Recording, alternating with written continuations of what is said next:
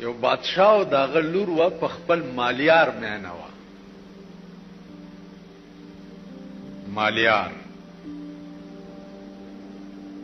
داغه مالیار نوم عاقل سنومیو د بادشاہ لور خیرات کړو نو خلک راغوختي نو دا خپل یار هم راغوخته و چې خوشاله ورځ ده چې دیم دلته ای. بادشاہ جواب راغی چې بادشاہ راځي او دیګونه ګوري. دی یو دیګ تش ساتلو چې کپلار می راتلو نو دا عاقل په دې دیګ کې پټ کما چې پلار می ونه ګوري چا. چې جواب راغی چې بادشاہ راځي دی هغه عاقل زر په دیګ کې کینول او پاسه په خانه کې خو وړې ته تاو کړ سره والا بات. بادشاہ چراغ نو داسې ګوري چې دې ټولو دیګونو لاندې اور بلیږي دا یو دیګ څنګه به اور دی. د بادشاہ دی عقل ته ګوره. نه زمونږ د بادشاہ نو د خریټیان میټیان بادشاہ دی ته وایي.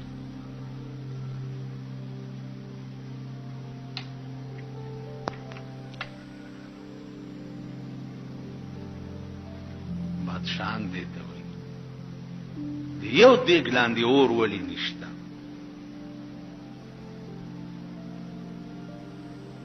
بوش چې دې کې څه چل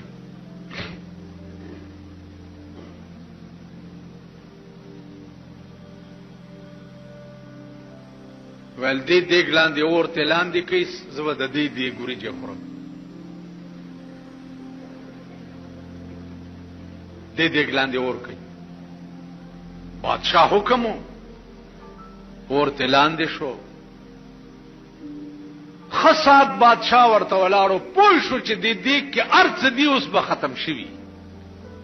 ولزی بیا په بل چا خوري زلاړو چې بادشاہ لاړو دا جنې په منډه ورغه وا دیګ نه سر لري کو چې اوس خو بس کباب شوی سره. هغه چې څو وخت کې پسوځې دور اغلو نو چونکه عاشق صادقو دا نه کول چې د دیګ نه را ټوپ کړي وي. هغه چې معشوقي کې نو له م په دیګ کې نو ستی خیب.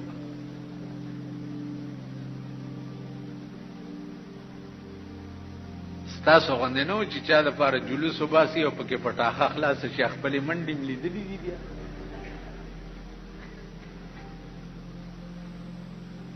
منډې ملیدلې. مونږ سره یو مرګره یو ځلې جلوس کې وو ما ته وی چې په ګورنمنت هاوس ورزو الکه په آرام کې نه دا پولیس ته ګورنمنت هاوس ته نه پریدي. ما ته وی چې جانیا تو ډرنه ته یریږي من ورزپی چې ورزپی التغیس پی ما ته وکړه چې ما ته وکړه ما ورته اشاره وکړه معلوم ده نه یو خراب وباس او چې اوس پېتی په دولاسي هغه باڼه سور تراوا چولو چې خراب به از مونږ مرګره دیم ډیر غټ چې خراب به شو داسې د چنډه خوندې خپې اسمان ته ونیوي او په انکو کې وای چې یا الله میرے بچے تیرے حوالے میں تا غرق ہو گئی ہیں. بچی می خدای استا په حواله دي زه خلاړم. نو تاسو خپل منډي لیدلی چې پټاخه خلاص شي یا دز مزو شي.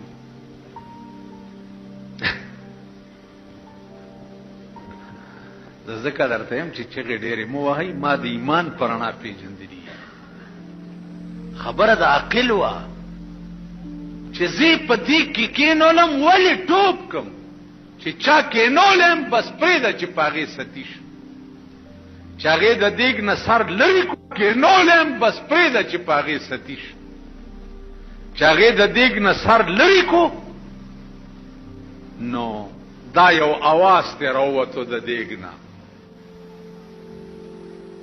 چې چرا کارے کو ند عاقل کے بازایت پشیمانی. اے عاقلہ وی غریب سڑے کد بادشاہ په لور نه مینه دینو په دیګ کې به ولی ورته دي خدای چې انجام دې همدا شو. نو چرا کارے کو ند عاقل کے باز آیت پشیمانی، بجلیگر ملا چرا کارے کو ند کے باز آیت پشیمانی. هغه کار ولی کې چې بیا رستو پخ پیمانه وړاندې نه لګ سوچ کا وکړه، وړاندې نه لګ فکر کا وکړه. وړاندې نه د پیغمبر فرامینو ته سوچ کوا. اتقوا مواضع التهم، پیغمبر وی د تهمت د زینب هم ځان بچ ساتي. اوس تاسو په ایمان وایي چې تاسو په کابلۍ کې ما د بایسکوپ په خوله کې وګورئ، دا یقین به وکړي چې دی نه دی تللی بایسکوپ ته، چرې به ونه کوي. که زم د جوارګرو په پړ کې ناست ولیدم والله کې ومنئ چې د جواري نه ده کړې، وایي به چې کړې. که زم د ډمې سره ناست ولیدم والله که یقین وکړي چې دی بدفعله نه دی، وایي به چې دی ډمې سره څه کول چې ناست. نو اتقوا مواضع التهم چې پیغمبر ویلی دي د دې معنا دا ده چې د تهمت او د رسوای زینب هم ځان بچ ساتي. بل دا چې هر سړی د دې قابل نه چې رایې ته سړی پوښتنه وکړي، هر سر د دې قابل نه دی او نه هر خوله د دې قابله ده. زمونږ د مردار ملک ار سړی ته دا حق ورکړی دی چې رورا تم رای را کولې شي. زه څه وکړم؟ د دې یو ښکلی مثال دی. تاسو کې اکثر خلقو ښځې کړي دي، څه وخت کې چې د واده په ورځ ستاسو نکاح تړلی کېده، ملام راوستو، ګوان لاړو، ښځې نه واک راوړو، یو پکې وکیل شو، دوه ګوان شو. امولا هغه وخت کې څه وایي؟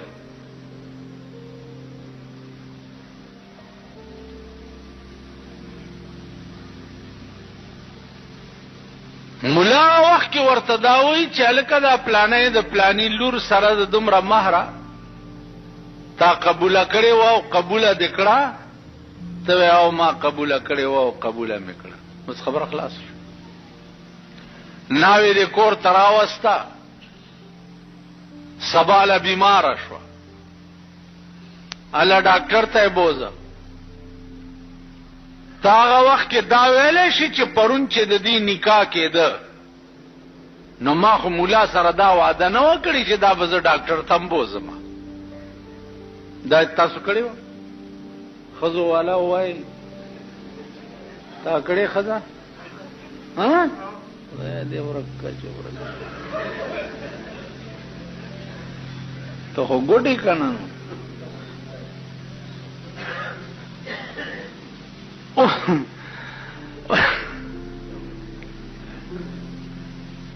اوس ته دا ویلی شي چې ما هغه وخت کې دا خو نه وویلي چې ښځه مې بیماره شي، خو ما ویل چې قبوله کړې مې ده.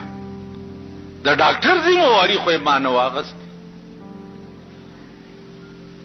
یا دا ښځه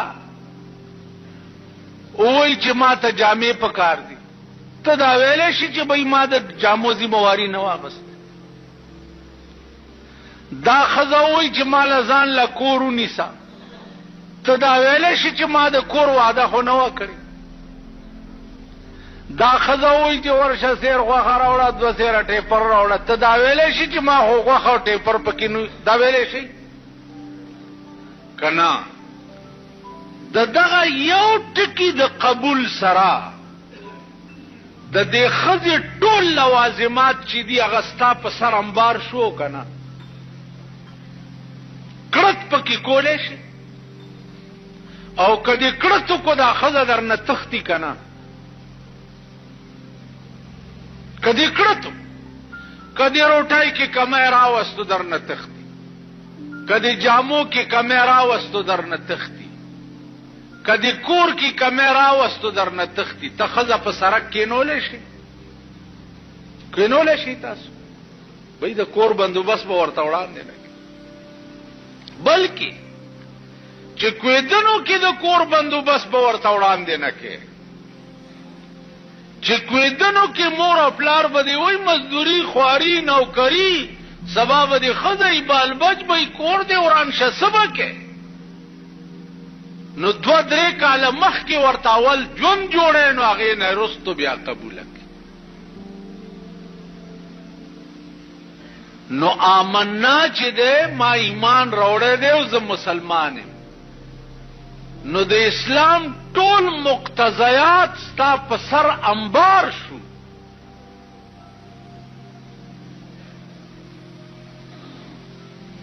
د امنا دا معنا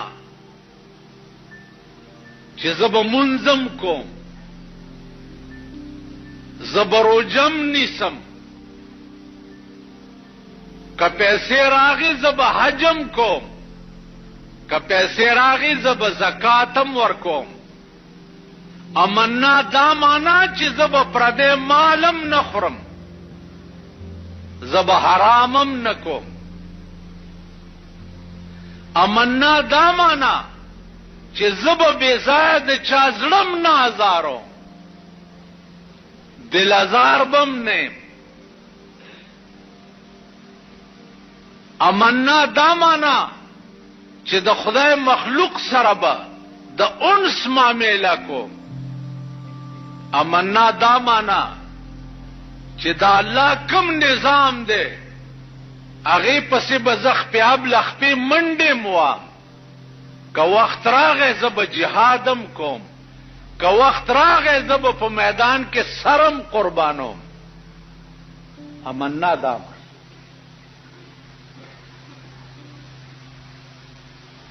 نن امنا ټول ملک کړي دي.